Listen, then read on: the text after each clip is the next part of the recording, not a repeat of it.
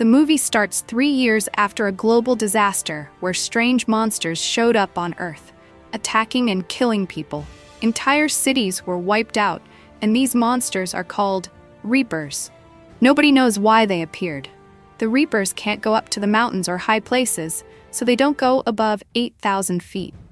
The people who managed to survive are living far away from the Reapers and escaped from them quickly. They made lines on the ground to mark where the Reapers can't cross and to identify danger zones. The story is about a young boy named Hunter. He reached a mountain called Rocky, which was 7,740 feet high, making it a pretty dangerous area, and it was 260 feet below the line. Hunter was exploring and watching the areas around him and saw some kids playing in this area. Then he heard the sound of monsters and got worried, so he started climbing up the mountain. Hunter could hear the sounds getting closer, and suddenly a Reaper monster appeared chasing him. He heard the beast roar and tried to cross the line safely, but the monster couldn't follow, so he took a deep breath and backed off. Hunter was panting from fear, and we see that there are houses and people living on top of the mountain, and the village is called Lost. There were about 193 people living there, and Hunter was going back to his dad, Marco. Marco noticed his son was worried and asked him what was up. Hunter admitted he got in trouble and said he wanted to check out the people living in the other mountains. It was also mentioned that the monsters are a bit lazy now. Marco saw that his son acted recklessly, but he talked to him calmly, explained he was wrong, and asked him not to do that again. Then Marco went hunting with his friend Katie, and they managed to catch a deer together. While they were carrying the deer, Katie asked Marco about what happened, and he told her about Hunter. When they crossed the line, Hunter was checking out Red Rock Village because there were kids his age there.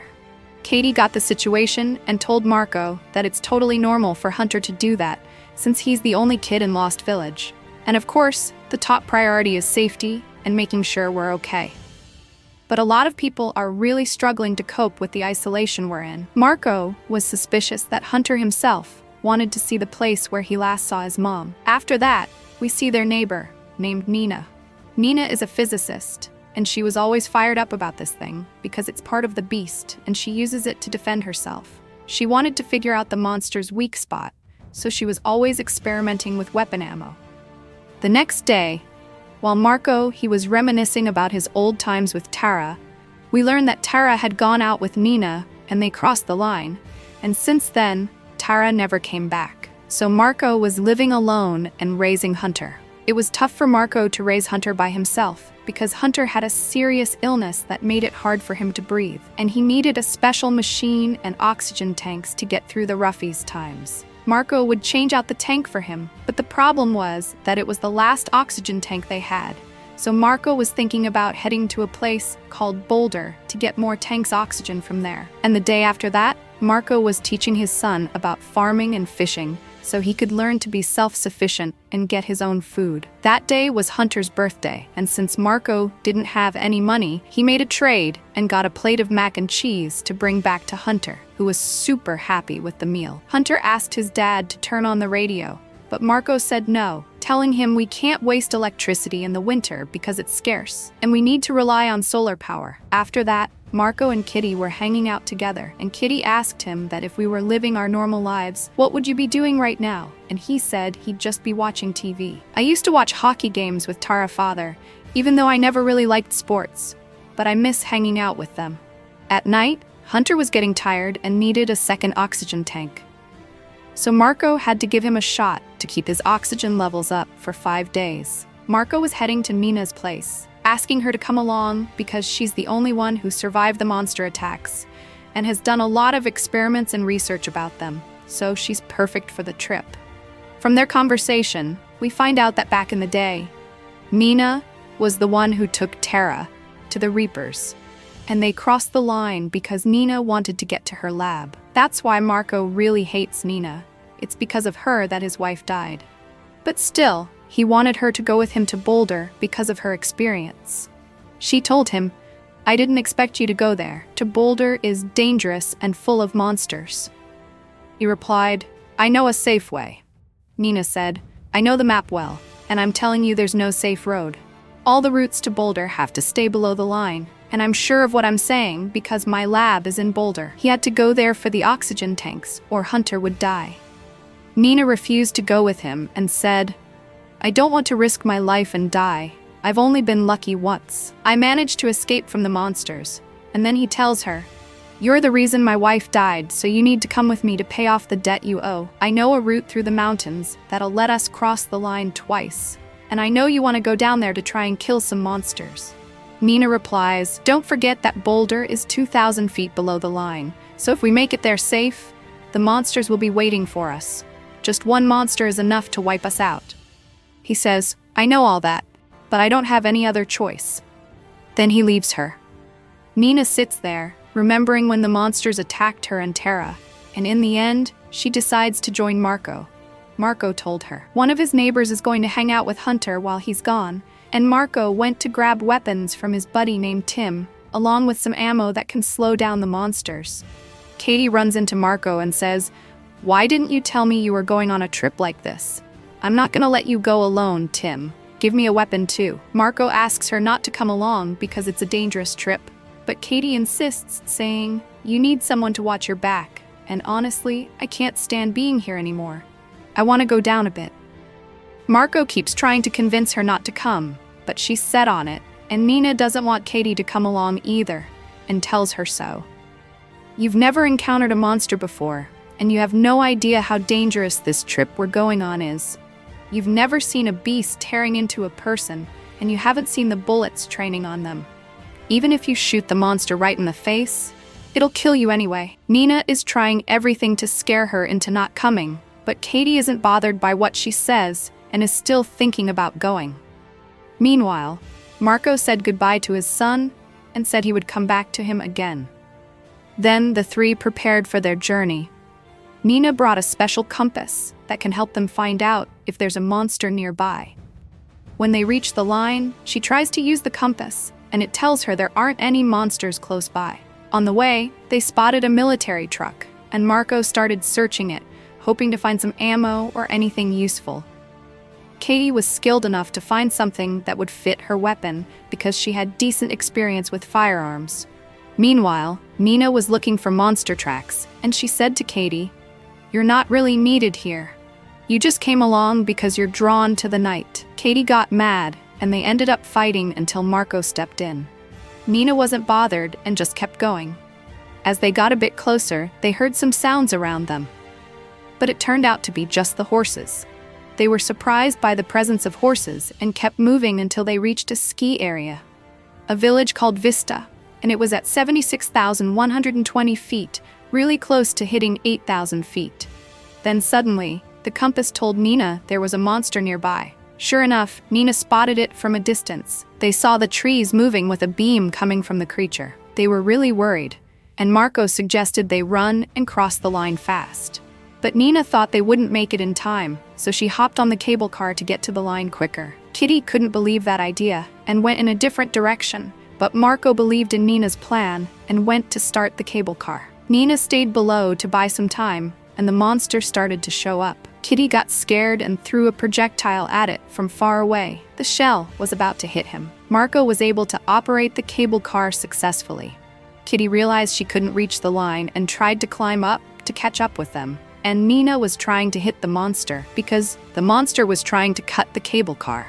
Kitty managed to jump to ride with them, and Marco managed to catch her, and the monster was closing in on them, but they managed to get over the 8,000-foot mark. Their luck ran out when the rope snapped, and they all fell behind the line. They ran like crazy to get across, and just at the last second, they made it, and the monster was gone. Later, they found a house at 8,200 feet and crashed there for the night.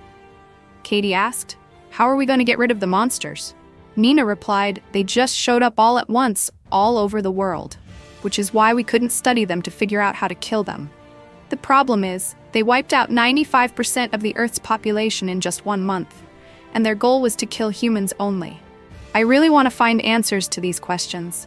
At the night, when Nina and Kitty were asleep, Marco was trying to remember when he was talking to his wife about her going out with Nina and their journey behind the line. He wanted to make her understand that it was serious, And Nina just wanted to find a solution, so her name would be remembered and she'd get some fame. But she was confident that Nina had a way to deal with the monsters. And she said, "Well, it's only a year, and Hunter's oxygen tanks will run out, so what's the difference if I go down now or in a year?" And what he told her was that the difference is you'll still be living with me for a year. That's the difference. The next morning, they continued their journey and reached the mine in the mountains. And Marco was telling them the plan was, we're going to walk through this tunnel until we reach the other side, which should be safe at 8,023 feet and about 12 miles away from Boulder. When we enter the tunnel, we'll go down from the 9th floor to the 8th. Just a heads up, anything below the 8th floor is going to be dangerous. Nina asks Marco, "How do you know the other side is at 8,023 feet? There could be twists in the tunnel that make it risky." Marco doesn't answer, and Nina realizes he's lying to them. The tunnel isn't safe at all. She asks him, "How far are we going to get away from the line?" He says, "About 231 feet. Nina replies, "You should have warned us about how dangerous this is before we started." Marco told her that the compass you had would help us. Marco's surprised when she said that wouldn't work because the compass doesn't function underground. It only works above ground. The other problem is that the monsters can see in the dark and track the carbon dioxide we exhale, and they're way faster than us. Nina was hesitant to go into the tunnel, and he told her we'd only be in there for 45 seconds. But she didn't have another option since they had already covered a lot of ground. So they went into the tunnel and turned on their flashlights, and when they found a closed door that was welded shut, they realized they had no choice but to go down to the 7th floor, which was behind the line, and they had to walk for 900 meters. Of course, Nina and Kitty were scared, and Marco was telling them, "We either get down or go back to where we came from, and it is impossible for me to going back." Nina told them, when they go down, not to run so they wouldn't make noise and attract the monsters. Plus, running would make them tired and release more carbon dioxide, increasing the chance of the monsters sensing them. So the plan was to move slowly, then go down the stairs to the 7th floor. After they moved a bit, they heard a noise behind them, so they froze and looked towards the sound, and it turned out there was a monster behind them. So they didn't stick around and took off running. Katie threw a bomb at the monster to slow it down, and then she took off running. They passed beside this tractor, and it managed to delay the monster for a bit. Our heroes had to squeeze into a tiny hole in the wall to hide, trying to stay as still as possible so the monster wouldn't pick up their scent. The monster stuck its tail into the tunnel and started sniffing around, and they were all holding their breath as best as they could.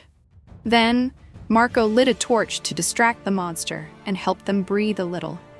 They found a small exit and crawled through, with Katie being the first to make it to the other side. But for her bad luck, there was a monster waiting for her, and it killed her and dragged her body away. Marco broke down in grief after that. They notice a staircase in the tunnel and head up to the 8th floor, with the sounds behind them starting to fade. Finally, they find an exit and come out of the tunnel. Nina was crying over Kitty, saying she wanted revenge on the monsters. They continue on their way and come across a house and a car, so they decide to go into the house to spend the night.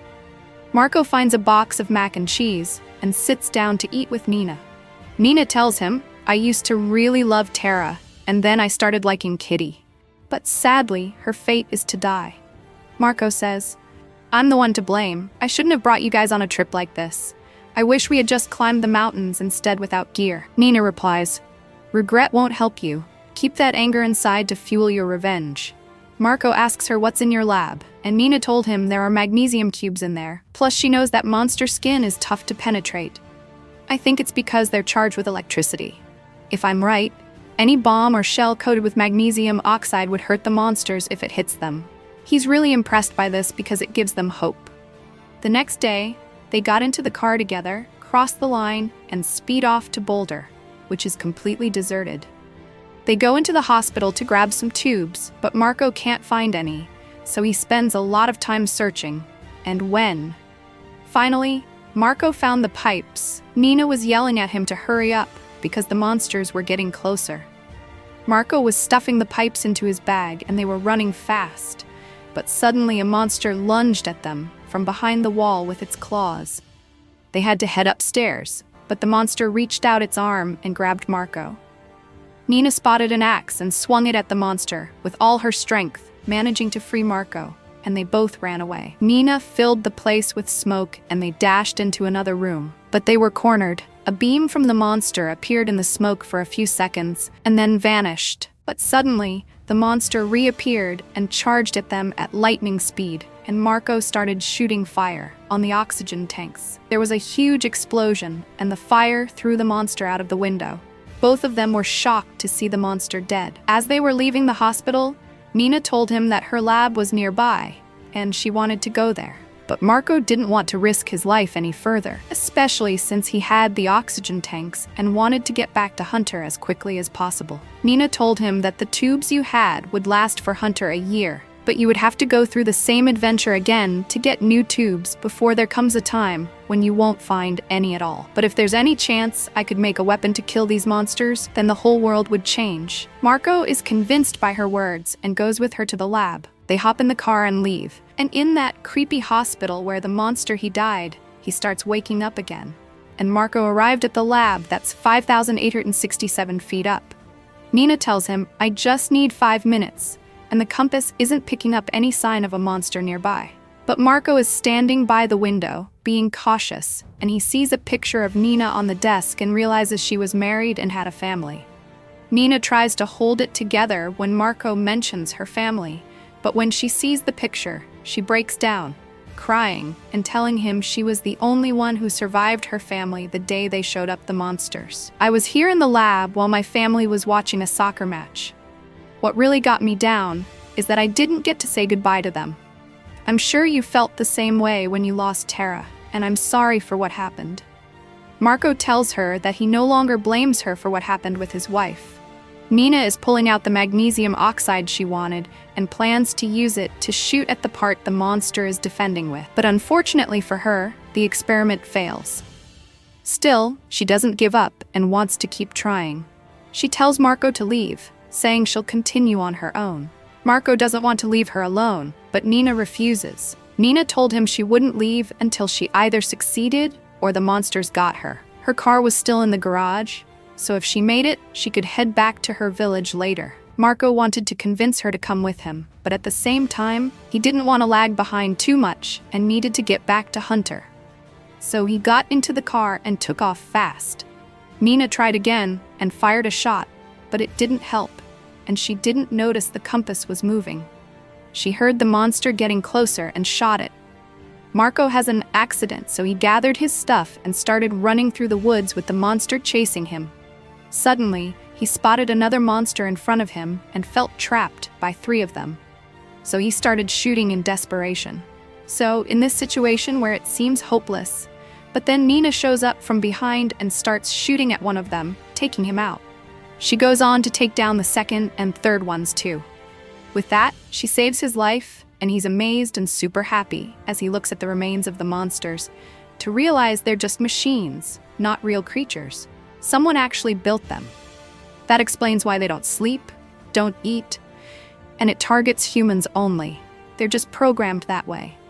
But they still have no clue who made them. Then they walk together, feeling safe now that Nina has figured out how to deal with the monsters. They head back to Lost Village, where Marco meets his son, and they hug. After that, Nina raises a pirate flag, and the others get excited and start imitating Nina's style. By placing bullets in magnesium oxide, Nina's caught a big chunk of the monster and she is studying it, while a team is heading out to take down the rest of monsters. And that's a wrap for the movie. Don't forget to hit that like button and subscribe to help us get this episode to 1,000 likes. And that's all. Bye.